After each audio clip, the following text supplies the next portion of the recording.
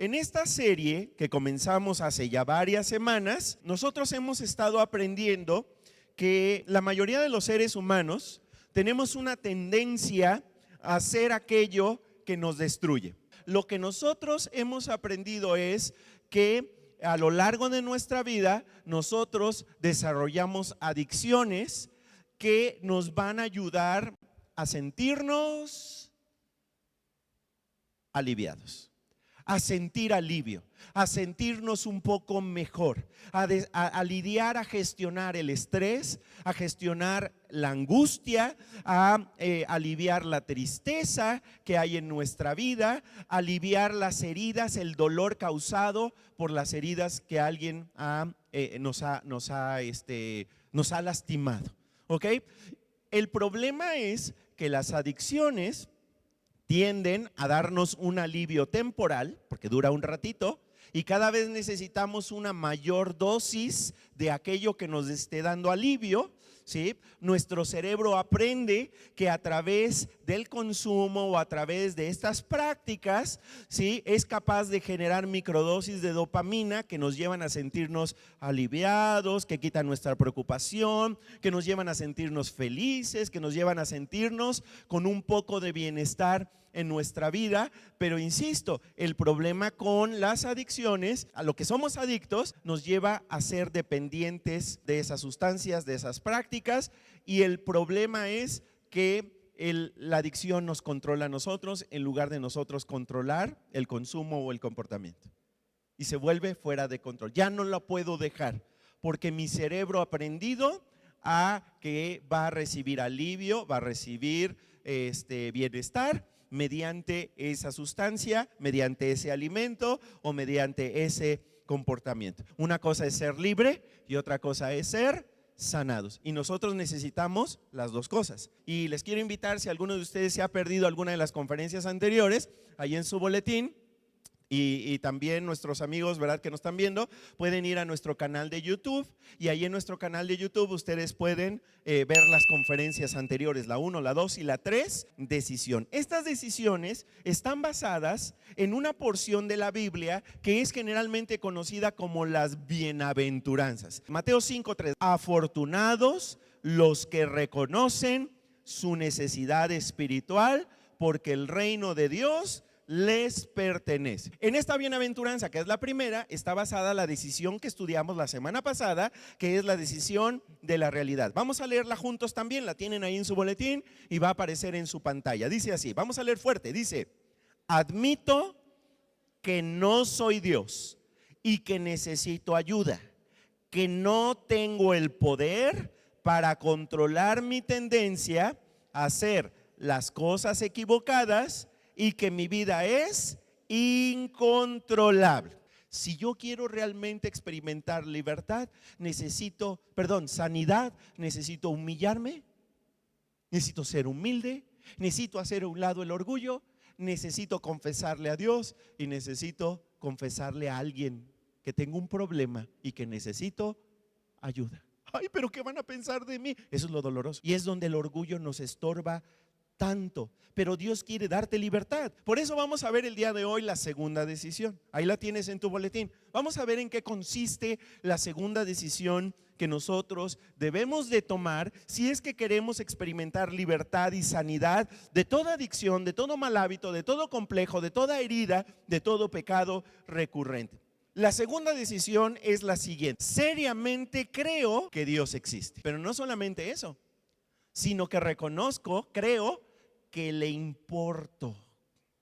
Ahí viene en tu boletín, subráyalo, que le importo, es decir, que no soy uno más del montón de entre 8,000 millones de habitantes de este planeta, sino que realmente Él tiene cuidado de mí, que Él sabe que existo yo también y que está muy al pendiente de mí, que mi vida le importa y que le importa cuánto estoy sufriendo con esta adicción, este complejo, este mal hábito. Él tiene el poder, la fuerza que se requiere para ayudarme a cambiar. Esta decisión está basada en la segunda bienaventuranza. Mateo 5:4, vamos a leerlo fuerte, dice: afortunados los que están tristes, porque Dios los consolará. ¿Cómo que felices los que están tristes? Esta parece ser una contradicción.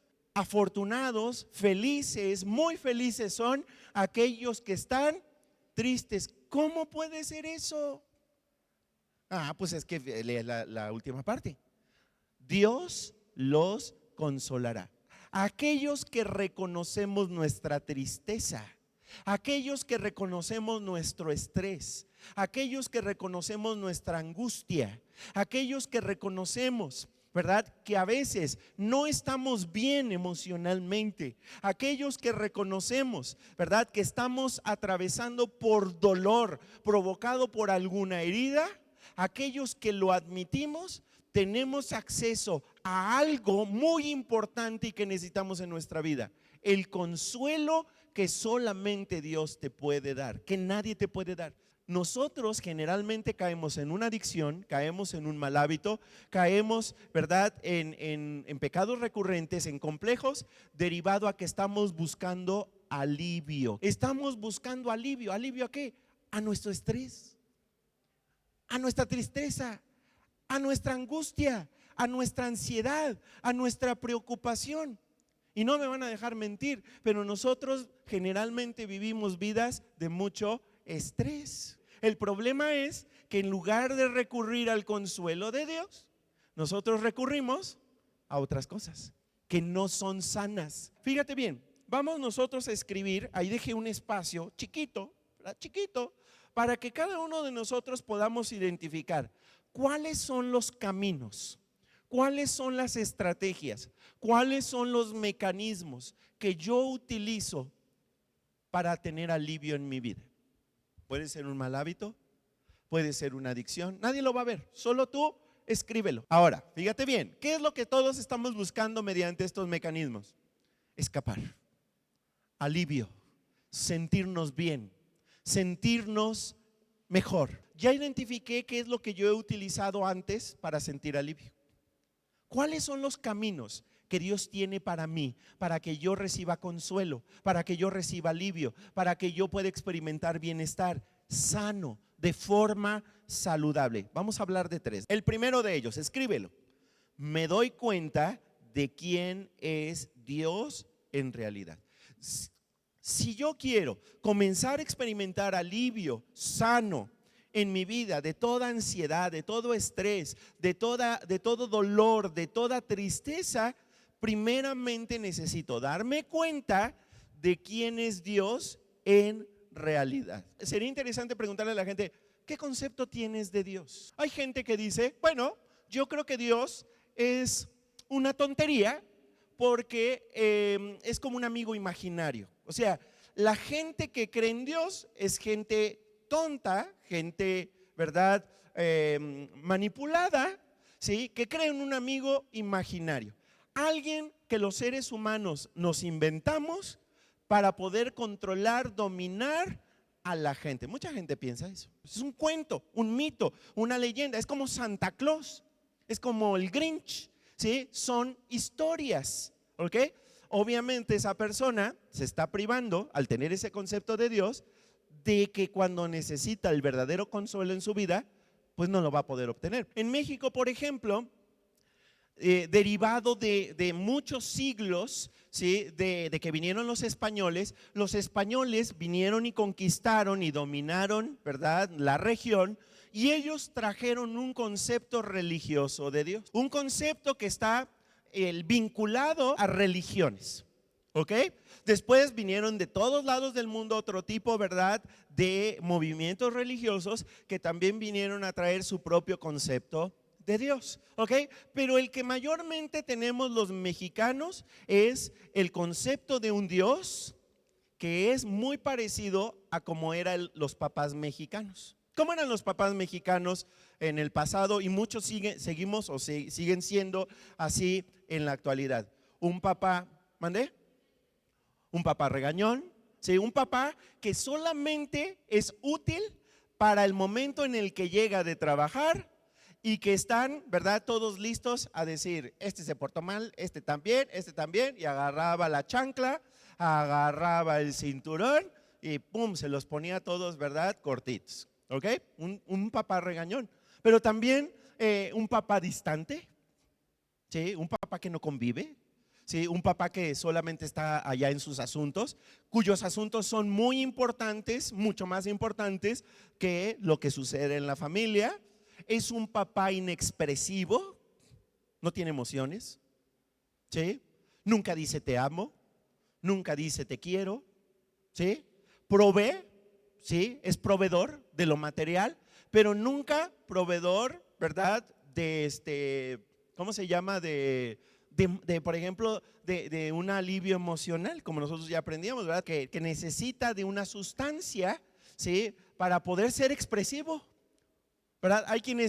El otro día estaba platicando, ¿verdad? Con un pastor y me contaba acerca de su papá y decía que su papá, ¿verdad? Cuando era cariñoso era cuando se alcoholizaba. Era el único momento. Y era, ¿verdad? Les daba dinero. Entonces les encantaba que se pusiera alcoholizado, porque empezaba a soltar domingo a todo mundo, ¿verdad? A todos los hijos, ¿ok? Nosotros en México hemos crecido con esa figura paternal, que no es la mejor figura paternal que hay, no es la figura bíblica, ¿sí? Y nosotros sabemos que la figura paternal que nosotros tengamos configura en gran medida el concepto que nosotros tenemos acerca de quién es Dios. Y entonces, ¿cómo vemos a Dios? Como un ser distante, un ser que está ocupado, ¿verdad?, en sus asuntos que son mucho más importantes que los nuestros. Nosotros no somos importantes, ¿verdad? Nosotros no le importamos, a menos de que nos portemos mal. Porque si nos portemos mal, entonces Dios se va a desquitar con nosotros. Y eso explica por qué a veces nos va tan mal en México. Eso explica por qué a veces no ganamos muchas medallas en las Olimpiadas. Eso explica, ¿verdad?, por qué tenemos tan malos gobernantes. Es que Dios nos está castigando por lo malos que somos, ¿sí? Dios no es expresivo. Es un Dios emocionalmente distante, que provee algunas cosas para nosotros, pero nunca está para decirnos te amo, nunca está para abrazarnos, nunca está para estar cerca de nosotros. Está listo para condenarnos, para señalarnos y para castigarnos. Si esa fue la imagen con la que tú creciste de Dios, te quiero decir que no es el Dios de la Biblia. Es el Dios de la religión, pero no es el Dios de la Biblia. Por eso, si yo quiero realmente ser sanado y quiero que Dios me dé el consuelo que yo necesito primero entender cuál es mi concepto de Dios. Vamos a ver qué es lo que la Biblia realmente dice de cómo es Dios. Romanos capítulo 8, versículo 34. ¿Quién va a condenarnos? Es una buena pregunta. ¿Quién nos va a condenar? Si tú creciste en México, tu respuesta sería: ¿quién va a condenarme? Pues Dios me va a condenar. Para eso existe. Pero fíjate lo que contesta la Biblia. Cristo fue quien murió por nosotros y además resucitó. Ahora Cristo está sentado a la derecha de Dios. Ni Dios ni Jesús te va a condenar, porque Él hizo exactamente lo contrario. Por amor, Él decidió venir a la tierra, hacerse un humano, y decidió venir a morir en una cruz para tomar el lugar que tú tenías que haber ocupado a causa de tu pecado. Y no solamente murió para que tus pecados fueran perdonados, sino que además resucitó al tercer día. ¿Y eso por qué es importante? Porque un Dios muerto a nadie le sirve de algo.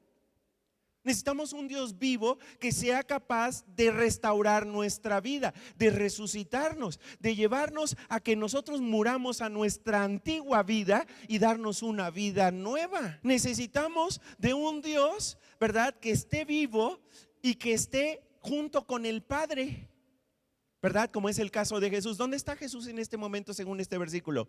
¿Dónde está? ¿Está en la tumba? No, está vivo, ¿verdad? Junto al Padre. ¿Y qué está haciendo a la derecha del Padre? No te está acusando, está hablándole al Padre acerca de ti. ¿Sí? ¿Qué es eso? ¿Cómo es eso? ¿Sí? Le está diciendo, Padre, ayuda por favor a Paco, porque le batalla con esto, batalla con aquello, está luchando con esto. Ayúdalo por favor, Padre. Dale fuerza, dale poder, dale lo que necesita. Está pidiendo por ti. Por eso, acuérdate del orden correcto para orar. Nosotros siempre le oramos al Padre en el nombre de Jesús, con la dirección, la ayuda del Espíritu Santo. Ahí está la Trinidad en nuestros procesos o en nuestras oraciones. Jesús está pidiéndole a Dios también por nosotros. ¿Sí? Ahora, ¿te parece que este es un Dios enojado contigo? ¿Te parece que este es un Dios que está nada más buscando a ver en qué te vuelves a equivocar para condenarte? No, es más bien un Dios que está dispuesto a ayudarte y que está al pendiente de ti. Ahora, quizá algunos de nosotros ya lo sabemos bien, Dios no me condena. De hecho, la Biblia dice en Juan capítulo 3 que Jesús, la razón de la venida de Jesús no fue para condenarnos, sino fue para salvarnos. Eso me queda claro. El problema es de que muchos de nosotros crecimos con ese concepto equivocado de Dios, y aun cuando sé que no me condena, sigo pensando, tengo ese complejo, ha de estar muy enojado conmigo. Pero no es así. Dios no es el Dios del karma. De hecho, la Biblia no habla del karma. Habla de un Dios que nos ama y que nos cuida y que está al pendiente de nosotros. Lo que yo sienta no me deja aceptar cómo es realmente Dios. Ahora, déjame mostrarte, ¿verdad? Muy rápidamente algunas cosas que la Biblia dice de cómo es Dios. Primeramente, Dios es compasivo. ¿Es lo mismo tener compasión que tener lástima o son dos cosas diferentes? Porque hay gente que lo ve como sinónimo, ¿verdad? Ay, Dios tiene lástima de mí, o sea, pobrecillo de mí. No. Dios dice, la Biblia dice que tiene compasión de mí. ¿Y qué es la compasión? No sé si lo quieras escribir ahí a un ladito. Compasión es amor en los hechos. Con Javier Alatorre, no. Amor en la práctica. ¿Sí me estoy explicando? Amor en la práctica, amor en los hechos, no amor de palabra, no amor de dientes para afuera, sino es amor que se demuestra con hechos. Eso es compasión. Y dice la Biblia que Dios es compasivo. Salmos 86:15 dice la Biblia: Señor, tú eres un Dios que no se enoja con facilidad. Entonces, de entrada, ese concepto de que Dios siempre está enojado conmigo lo tengo que desechar, porque la Biblia dice que Él no es un Dios que se enoja con facilidad. Y luego dice, lleno de fiel amor, ¿sí? Subraya fiel. Esa palabra la utilizamos mucho, fiel. ¿Qué quiere decir fiel? Confiable, que puedo confiar en ese amor, ¿sí? Lleno de amor confiable y lleno de fidelidad. Otra vez, puedo confiar plenamente en Él. ¿Qué puedo confiar? Que Él me ama en los hechos, que Él es compasivo conmigo. Otra cosa que dice la Biblia de cómo es Dios, dice que Dios es misericordioso y consolador. Dios es misericordioso y consolador. Vamos a ver el versículo. Segunda a los Corintios capítulo 1 versículo 3 dice: bendito sea el Dios y Padre de nuestro Señor Jesucristo. Padre, subráyale, misericordioso, y Dios que siempre nos da, subráyalo, consuelo. Y subraya también donde dice siempre, siempre, siempre, porque esa palabra es muy importante. Yo estuve checando qué significa siempre en el original. ¿Y sabes qué significa? Siempre. Siempre. Siempre es consolador. ¿Sí? Siempre nos da consuelo. A ver, vamos a entender la primera palabra. ¿Qué significa misericordia? ¿Qué significa cuando decimos que Dios es misericordioso? No sé si lo quieras escribir ahí en algún lado, ¿verdad? Misericordia es cuando yo recibo, perdón, otra vez, cuando yo no recibo lo que merezco. Anótalo para que lo tengas, ¿sí? Cuando yo no recibo lo que merezco. Eso es tener misericordia. Cuando yo no recibo lo que merezco. Ahora, todos nosotros ya vimos, ¿verdad? La Biblia dice que nosotros fallamos, pecamos, ¿sí? nos metemos en adicciones, nosotros nos metemos en malos hábitos, somos pecadores, practicamos el pecado. Ok, ¿qué dice la Biblia? ¿Cuál es la consecuencia de pecar? La muerte. ¿Qué es lo que tú y yo merecemos? La muerte, la destrucción. Ahora, Dios es Dios y nosotros no.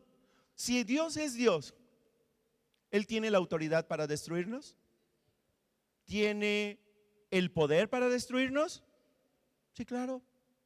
Él, sin tener que rendirle cuentas absolutamente a nadie, podría desaparecer todo lo que hay y nadie le podría reclamar, porque es Dios.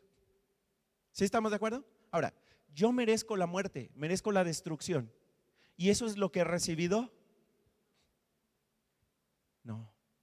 Recibí el perdón, recibí una relación con Dios, recibí su amor, recibí la posibilidad del privilegio de servirle, de poder adorarle, de poder estar con Él cuando lo necesite, de poder platicar con Él sin necesidad de mediadores, sin necesidad de tener saldo. Puedo hablar con Él cuando lo necesite. Todo eso he recibido sin merecerlo. Eso es ser misericordioso. Cuando yo no recibo lo que merezco. ¿Qué merecía? La muerte. ¿Ok? Y por el contrario, dice ese versículo, ¿verdad? Yo merecía la muerte y Dios, dice el versículo al final, Dios siempre me ofrece, Dios siempre me da su consuelo. Ese alivio que yo necesito, ese, ¿verdad?, bienestar que yo necesito, esa restauración que yo necesito, ese consuelo que yo necesito, Él me lo da. ¿Sí? ¿Cada cuándo? ¿Cada vez que hay julio regalado? No. ¿Cuándo dice el versículo? Siempre. ¿Sí estamos de acuerdo? Por eso, si tú tuviste un papá que te estaba criticando, juzgando todo el tiempo, es muy probable, ¿verdad?, que tú tengas ese mismo concepto de Dios, de un Dios que te está criticando, que te está juzgando todo el tiempo. ¿Sí? Por eso es muy importante, cuidado, nosotros como papás, ¿sí?, sí necesitamos hacerles ver a nuestros hijos cuando se equivocan, pero no podemos tener una actitud constante de crítica y de juicio y de señalamiento contra ellos, porque ese es el concepto que van a tener también de Dios. Ok, otra cosa que dice la Biblia acerca de quién es Dios. Dice que Dios es un pastor y que nosotros somos sus ¿sus qué? Ovejas. Dios es un pastor y nosotros somos sus ovejas. Seguramente todos ustedes saben de memoria Salmos capítulo 23, que dice: Jehová es mi pastor, nada me faltará. En lugares de delicados pastos me hará descansar. Junto a aguas de reposo me pastoreará. Y luego viene el versículo que vamos a leer.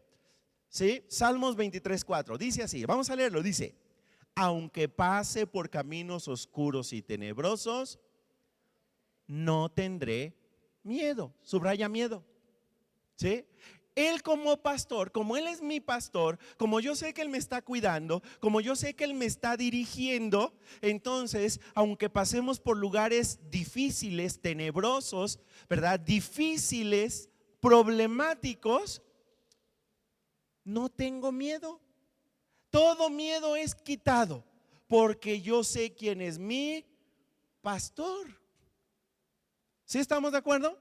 Nosotros podríamos vivir libres de todo miedo si nosotros entendiéramos que Él es nuestro, no los oigo, nuestro pastor. Sigamos leyendo. Porque tú, Señor, estás a mi lado, tu vara y tu bastón me reconfortan. Subraya, reconfortan. ¿Ok? Tu vara y tu bastón me alivian. Tu vara y tu bastón me ayudan a ser consolado. ¿Sí estamos de acuerdo? No necesito recurrir ni al alcohol, ni al sexo, ni a las drogas, ni a las autolaceraciones, ni a las cirugías estéticas, porque Él me puede dar el alivio y el consuelo que yo necesito, ¿verdad? Ahí habla de dos cosas: la vara y el bastón. ¿Sí? Otras versiones dicen tu cayado. ¿Sí? ¿Qué es el bastoncito que usan los pastores? Seguramente lo han visto en fotografías. Es un bastón que tiene como así como son los ganchos de colgar ropa en la parte de arriba. ¿Sí? ¿Saben por qué los pastores usan ese tipo de bastón? ¿Para qué? Para guiar a las ovejas. ¿Saben para qué es el ganchito? Para jalarlas, ¿verdad? No te vayas para allá y la jala. ¿Sí? Que ya se anda cayendo, ¿verdad? Por el acantilado. Con eso la jala. Por eso dice el salmista: tú, Señor, estás a mi lado. Tu vara y tu bastón me dan alivio. Porque sé que si yo me meto en problemas, porque sé que si yo ando estresado, si yo ando preocupado, si ando ahí tristeando, Él me va a consolar, Él me va a reconfortar, Él va a quitar todo miedo de mi vida. Yo ya no necesito el alcohol, ya no necesito, ¿verdad?, el cigarro. Ahora yo puedo ser consolado si Él es mi pastor. Acuérdate, Dios no te condena ni te castiga. Dios te disciplina con amor. ¿Cómo? O sea, ¿me ama y me disciplina? Sí, claro. A ver, otra vez, la ovejita se anda cayendo por el acantilado, ¿la rescata por amor? Sí, claro. ¿Le va a doler el gaznate a la ovejita cuando la jalen? Sí, le va a doler. Pero es por amor para regresarlo a un área segura. Cuando Dios nos disciplina, sí, a veces duele, es doloroso, sí, claro, pero tú puedes saber que cuando Él es tu pastor, siempre la motivación que Dios tiene es no el desquitarse contigo, sino el amor que Él te tiene. Ahora, nosotros que nos estamos reuniendo en grupos pequeños, en grupos de conexión para profundizar en estos estudios, que por cierto no se vayan a perder el estudio número 2 de esta semana, ¿ok? Asegúrate que todas las personas que vayan a tu grupo, hazlas sentir amadas. ¿Sí? ¿Por qué? Porque es la manera en la que nosotros recibimos el amor de Dios y lo pasamos también a otras personas. Comparten, ¿verdad? Compartan acerca de sus vidas y ayúdalos y dirígelos hacia Dios. Ok, ahora, entonces, primer lugar, si yo, el camino, ¿verdad?, de Dios para recibir consuelo y esperanza, número 1, me doy cuenta de quién es Dios en realidad. Número 2, me doy cuenta quién soy yo en realidad. Me doy cuenta quién soy yo en realidad. Necesito darme cuenta primero quién es Dios y número 2, necesito darme cuenta quién soy yo. ¿Sí? ¿Estamos de acuerdo? Primero necesito saber, tener claro quién es Dios y número 2, necesito saber quién soy yo. ¿Y quién soy yo? ¿Qué dice la Biblia? ¿Quién soy yo? Bueno, la Biblia dice que nosotros, como lo vimos en Romanos 8 en semanas pasadas, como lo explica el apóstol Pablo, ¿verdad? Somos una combinación de luchas, de batallas que hay en nuestro interior, de debilidades y fortalezas. Pero hay algo que la Biblia dice claramente: nosotros estamos rotos. ¿Cómo estamos? Rotos. Tengo que reconocer, estoy roto, estoy corrompido, en mi corazón hay corrupción, hay maldad, mi tendencia es al pecado, mi tendencia es hacer lo malo. Tengo una tendencia a la destrucción, tengo una tendencia natural, ¿verdad?, al autodaño, a dañar a los demás. Por eso vivimos en un mundo imperfecto, en un mundo caído, ¿sí?, donde hay pecado. Y donde, por ejemplo, gracias a la inauguración de los Juegos Olímpicos, ahora nos damos cuenta de que ahora esto es público y es lo que se promueve: la maldad humana, el pecado humano. Estamos rotos. La Biblia lo dice de la siguiente manera, Romanos 3:23, léanlo conmigo. Dice: todos pecaron. ¿Quiénes son todos? Todos. Hasta los líderes religiosos pecan. Sí, claro. Sí, sí, sí, ¿verdad? El pastor Rick, que tanto respetamos, él peca. El Papa Francisco peca. ¿Sí? Digo, yo no estoy a la altura de ellos, ¿verdad? Pero el pastor Paco peca también. Somos pecadores. ¿Quién está incluido en todos? Tú y yo. Todos pecaron y por eso no pueden participar de la gloria de Dios. En otras palabras, el problema con el pecado que todos practicamos es que nos separa, nos aleja de Dios. ¿Sí? En la semana pecaste, te separaste de Dios. El pecado te alejó de Dios. Y algunos de nosotros nos hemos alejado más que otros, ¿sí? Y eso se debe a nuestro pecado. Decisiones pequeñas o grandes que tomamos que nos llevan a tomar malas decisiones, que nos llevan a alejarnos de Dios, ¿ok? Bueno, pero es que yo la verdad he sido muy bueno para esconder mi pecado durante 25 años. Nadie me ha descubierto, ¿sí? Lo practico en secreto y nadie lo sabe. Si tú crees que ese pecado puede ser escondido para siempre, ese mal hábito, ese complejo, esa herida, pues no te quiero desilusionar, pero te voy a desilusionar, porque la Biblia dice que no lo vas a poder esconder para siempre. Mira el siguiente versículo, Lucas capítulo 12, versículo 2. Dice, vamos a leerlo juntos, porque todo lo escondido se pondrá al descubierto, todo lo secreto se dará a conocer. Por más experto que seamos en esconder nuestro pecado, este va a salir a la luz, ya sea aquí en la tierra o en el juicio final. ¿Ok? La Biblia dice, ¿verdad?, que va a haber varios juicios. Ya nosotros lo vimos en una serie que tuvimos en el pasado, donde nosotros vamos a ser juzgados de una manera, ¿verdad? Aquellos que no tienen una relación con Dios serán juzgados también de otra manera, ¿verdad? Insisto, eso lo vimos en otra serie, pero todo va a salir a la luz. Hay gente a la que le asusta ese juicio, porque sabe que cuando llegue ese momento, todo lo que yo escondí, todo lo que practiqué en secreto, ahí va a ser expuesto, ¿sí? Quizá tú estés pensando, yo quiero llegar ese día para ver todo lo que hizo el Paco en secreto.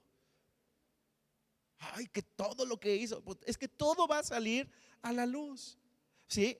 ¿Verdad? Cuando todo quede al descubierto, nos vamos a dar cuenta de que todos estábamos en las mismas, porque la Biblia lo dice, todos hemos pecado, todos estamos rotos, todos hemos caído en corrupción, ¿sí?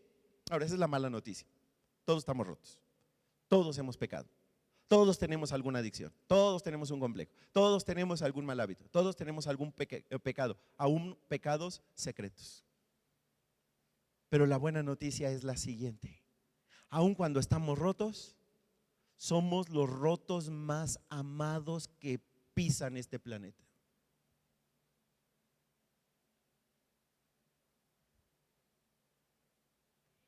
Somos los más amados. Y no lo digo yo, lo dice él. Jeremías 31:3 dice así, vamos a leerlo.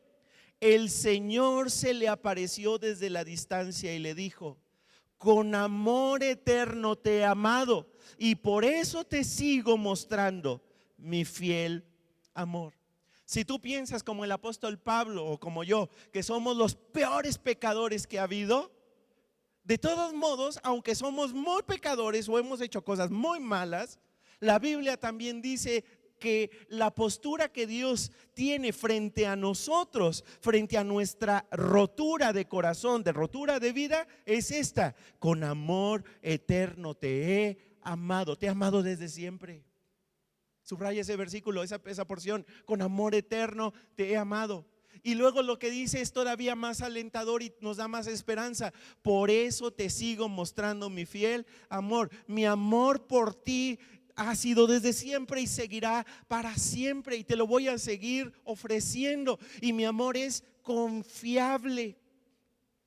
Pero ha de ser el único versículo que dice eso, ¿no? Hay otro, mira, Salmo 119, versículo 76 dice: pero ahora te pido que me consueles con tu fiel amor, tal como me lo prometiste. Subraya consueles.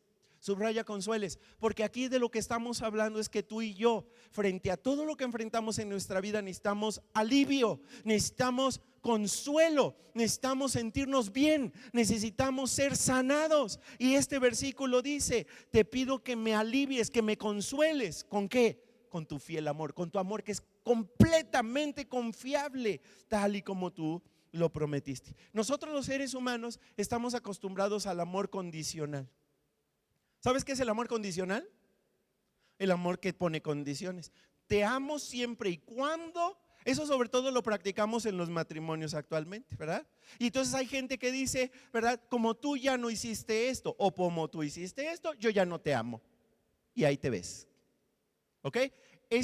Así es el amor humano. Pero el amor de Dios no es así. El amor de Dios, la Biblia nos enseña que es sin condiciones. O sea, como la canción de Luis Miguel, incondicional. Así es el amor de Dios. No depende de lo que hagas o de lo que no hagas. No depende de si llegas a la iglesia o no llegas a la iglesia. Su amor es confiable y es incondicional. Ve lo que dice el siguiente versículo, Romanos 3:24. Dice: Dios, por su generoso amor, aprueba a todos gratuitamente. Es un regalo de Dios hecho posible porque Jesucristo hizo lo necesario para liberarnos del pecado. A ver, vamos a subrayar varias cosas en este versículo. Primero, dice ahí, generoso amor. ¿Sí? Generoso amor. Subráyalo. ¿Qué dice? ¿Qué subrayaste? No sepa, como estoy dormido. ¿Qué subrayaste? Generoso amor. Ok, su amor es generoso. ¿Sí? ¿Qué quiere decir? Que lo da en grandes cantidades. ¿Ok? Gracias a su generoso amor, dice, aprueba a todos gratuitamente. Subraya gratuitamente. Gratuitamente. ¿Qué quiere decir gratuitamente? ¿Que cuesta o que no cuesta? A ti no te cuesta, a mí no me cuesta. Es gratuito. En otros lugares en la Biblia eso se llama gracias, por decirlo, gracia. ¿Sí? ¿Qué es? Es un regalo. A mí no me cuesta. El amor de Dios no me lo tengo que ganar. El amor de Dios no tengo que hacer todo tipo de rituales religiosos para que Dios me ame. El amor que Él me ofrece, me lo ofrece en grande y es gratis. ¿Es qué? Gratis. Por eso dice, es un regalo de Dios. Es gratis, los regalos son gratis. Hecho posible gracias a Jesucristo, que hizo lo necesario. ¿Qué hizo? Murió en la cruz y resucitó al tercer día para liberarnos del pecado, porque el pecado es lo que me estorba en mi relación con Dios. ¿Sí? Por favor, no te distraigas. Escucha esto. El amor de Dios es gratis, no te cuesta. A Él sí le costó. Y le costó todo. Le costó la vida. Por eso murió y resucitó. Pero a ti y a mí, el recibirlo no nos cuesta. Lo único que hacemos, ¿qué es lo que hacemos con los regalos? O los recibes o los rechazas. El otro día alguien, ¿verdad?, me regaló, ¿verdad?, un Ferrari y lo tuve que rechazar. No, no es cierto, estoy jugando, ¿verdad? Obviamente nadie me ofrece esas cosas, pero hay gente que podría rechazar un Ferrari, ¿verdad? Ni modo que lo metes al río Santiago ahorita. El río Santiago, para los que no saben qué es el río Santiago, es una avenida aquí en San Luis que está inundada ahorita, ¿verdad? No la puedo meter. Y ahorita con la lluvia, San Luis está lleno de bache. Imagínate en mi Ferrari, ¿verdad? Directo a la alcantarilla. No, pues no. ¿Sí? No, estoy bien así con mi carrito. ¿Sí estamos de acuerdo? Ahora, fíjate bien. Nosotros lo que hacemos con los regalos es o los aceptamos o los rechazamos. Dios te ofrece un regalo. Aunque estás roto, aunque estamos llenos de corrupción, aunque estamos llenos de maldad, aunque hemos pecado y hemos traicionado a Dios, Él te ofrece un regalo. Y su regalo es amarte incondicionalmente. ¿Lo quieres o no lo quieres? Si tú lo quieres, cierra tus ojos y dile a Dios lo siguiente. Dile de todo corazón, dile: Señor, dile: Señor, sé que he pecado, sé que me he equivocado y ya no quiero pecar contra ti, porque el pecado me alejó de ti. Quiero tener una relación contigo. Quiero recibir tu amor. Por favor, sálvame. Por favor, dirige mi vida de ahora en adelante. Te lo pido en el nombre de Jesús. Amén. Si tú le dijiste estas palabras por primera vez, nunca antes se las habías dicho, te quiero felicitar porque ahora lo que le has dicho básicamente a Dios es: ese regalo que tú me ofreces, sí lo quiero en mi vida, quiero ese amor que tú me regalas. Sí, ahora, si tú le has dicho esto por primera vez a Dios, nunca antes se lo habías dicho, ¿verdad? Por favor, házmelo saber. Si estás en el Zoom, házmelo saber. Si estás en YouTube, ahí déjale, ¿verdad? También ponme ahí, nos gustaría saber para orar por ti y para ayudarte a seguir adelante en tu relación con Dios. Los que estamos aquí en el auditorio, si tú se lo dijiste por primera vez, ahí en tu tarjeta de bienvenida, llénala, y donde dice abajo: mi decisión de hoy, número 1, acepto tener una relación con Dios, márcale y entrégalo en un ratito, en la mesa roja o en el bote de la ofrenda. Ok, por último, número 3, y voy a acabar ya rapidito. Número 3, escríbele: me doy cuenta de cómo Dios puede transformarme. Entonces fíjate bien, el camino que Dios tiene para darme alivio, número 1 es darme cuenta de quién es Él en realidad. Número 2, darme cuenta quién soy yo en realidad. Soy un roto, pero muy, muy, muy amado por Él. Número 3, necesito darme cuenta de que Dios sí puede transformarme, de que Él tiene el poder para transformarme. En otras palabras, ya no puedo seguir autoengañándome, ya no puedo seguir haciéndome pato. Necesito reconocer que la fuerza de voluntad no es suficiente para que yo pueda cambiar, para que yo pueda dejar mi adicción. No es suficiente. No tengo en mí el poder que se requiere para poder salir de la adicción. Pero hay alguien que sí tiene ese poder. ¿Y sabes por qué sé que tiene mucho poder? Porque Él hizo el sol. El sol tiene muchísima energía.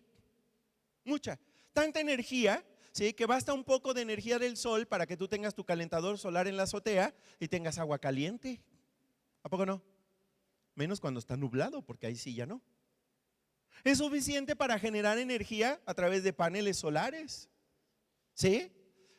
El sol es sumamente poderoso, tiene mucha energía. El asunto es que no hay un solo sol en el universo. Es más, no sabemos cuántos hay de tantos que son. ¿Y quién creó todo eso? El Dios que te ama. ¿Tiene o no tiene poder? Tiene poder, ¿sí? Aquí en los contactos de electricidad hay un poco de energía, pero si tú te enchufas, metes los dedos o la lengua, lo sientes. ¿A poco no? Sí. Yo una vez lo hice y por eso me cayó el cabello. No, no es cierto, eso no fue la razón. Pero claro que lo sientes. Imagínate Dios, que tiene más poder que eso. Él realmente tiene poder. Y si yo quiero realmente dejar mi adicción, dejar mi mal hábito, Él sí tiene el poder suficiente para ayudarme. Mira lo que dice la Biblia. Isaías 40 versículos, Isaías 40 del 28 al 31. Dice lo siguiente, ya voy a terminar. Dice así: ¿es que no lo sabes? ¿Nunca lo has oído? El Señor es el Dios eterno, el creador de todo el mundo. Subraya creador. ¿Qué creó Él? Todo el mundo y todo el universo. Sigamos leyendo. Nunca se cansa ni se fatiga. ¿Se cansa Dios? No. Nadie puede entender completamente la sabiduría de Dios porque es mucho más alta que la nuestra. Pero fíjate lo que dice ahora: Él da fuerzas al cansado y poder al indefenso. Subraya eso, subraya esa frase. Él da fuerzas al cansado y poder al indefenso. Los jóvenes se cansan y fatigan, los muchachos quedan exhaustos y caen. Pero, fíjate lo que dice, no te distraigas. Pero los que tienen su esperanza puesta en el Señor, los que esperan en Él, renovarán sus fuerzas. Les crecerán alas como a las águilas, correrán sin fatigarse, caminarán sin cansarse. Yo no tengo esa fuerza que se requiere para dejar todo lo que me destruye. Necesito admitir que me canso, necesito admitir que no puedo seguir, necesito admitir que rápidamente me desanimo, que no puedo en mis propias fuerzas. Si yo pongo mi esperanza en Dios, si yo pongo mi confianza en Dios, Él me da las fuerzas. A ver, vamos a comparar rápidamente a dos aves. ¿Alguno de ustedes ha visto los colibríes? ¿Cómo vuelan los colibríes? Pues con sus alitas, ¿sí? ¿Sí? Pero vuelan muy rápido. Muy, muy, muy rápido. ¿Vuelan muy alto? No, vuelan rápido, pero no vuelan muy alto. ¿Sí estamos de acuerdo? Ahora, fíjate bien. Cuando los han grabado en cámara lenta, aún se mueven demasiado rápido. Y a veces nosotros somos como colibríes. ¿Por qué? Porque creemos que haciendo muchas cosas rápidamente, llenándonos de actividad, vamos a poder ser sanados. Este versículo no habla de colibríes, habla de águilas. ¿Cómo vuelan las águilas? Las águilas extienden sus alas y vuelan en las alturas aprovechando las ráfagas de viento, las corrientes de viento, ¿sí? Y suben a donde nunca va a llegar ningún colibrí. Ahora, hablando de adicciones, ¿tú cómo quieres salir? ¿Como colibrí o como águila? Porque este versículo nos dice cómo. Y es poniendo nuestra confianza en Dios, poniendo mi esperanza en Él, dejando que su poder sea el que me levante. Y entonces es que puedo llegar a nuevas alturas, ¿sí? Cuando Él es mi fuerza, mi impulso. Finalmente, Filipenses 2:13 dice la palabra de Dios. Vamos a leerlo. Dios está obrando entre ustedes. Dios está trabajando en tu vida. Si tú todavía no te has muerto, es porque Dios todavía tiene cosas que trabajar en tu vida, ¿sí? Él despierta en ustedes el deseo de hacer lo que a Él le agrada. Él es el que pone en mí el deseo de hacer lo correcto. Pero fíjate lo que dice al final. Y les da ¿el qué? ¿El qué? El poder para poder hacerlo. El poder para hacerlo. Subraya eso. El poder para hacerlo. Tú no puedes en tu propia fuerza de voluntad dejar esa adicción, ese mal hábito, ese complejo, ese pecado recurrente.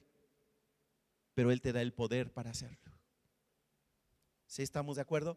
La esperanza no viene de intentarlo. La esperanza viene de poner tu confianza completamente en Dios, que tiene el poder para poder transformarte. Cierra tus ojos y déjame orar por ti. Padre, te damos gracias por lo que hemos aprendido el día de hoy. Gracias por esta segunda decisión que hoy hemos aprendido a tomar para poder ser libres y sanados de toda adicción, de toda herida, de todo complejo, de todo mal hábito, de todo pecado recurrente.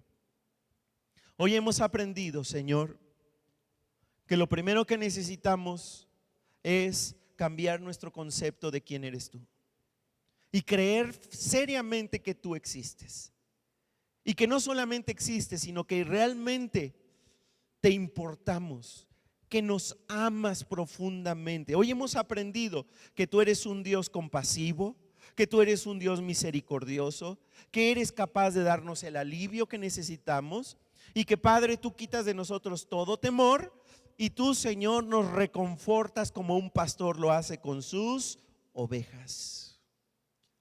Pero también hemos aprendido quiénes somos nosotros. Y hoy reconocemos que estamos rotos, que hay maldad en nuestro corazón, que hay corrupción en nuestra vida. Pero también hemos aprendido que aunque seamos los más rotos de todos, también somos los más amados por ti. Y hoy queremos poner nuestra esperanza en ti, porque nosotros no tenemos el poder ni la fuerza de voluntad suficiente para poder dejar las adicciones. Solo tú tienes el poder que se requiere para ser transformado. Por eso, Padre, hoy cada uno de los que estamos aquí, los que están en Zoom o en YouTube, ponemos delante de ti nuestras batallas, nuestras luchas, nuestras adicciones, complejos, malos hábitos, pecados, y te los entregamos para que tú, con tu poder, nos ayudes a dejarlos atrás de nuestra vida. Muchas gracias por darnos esperanza. Muchas gracias porque eres tú el que realmente nos puede dar el alivio que necesitamos. Muchas gracias en el nombre de Jesús. Amén.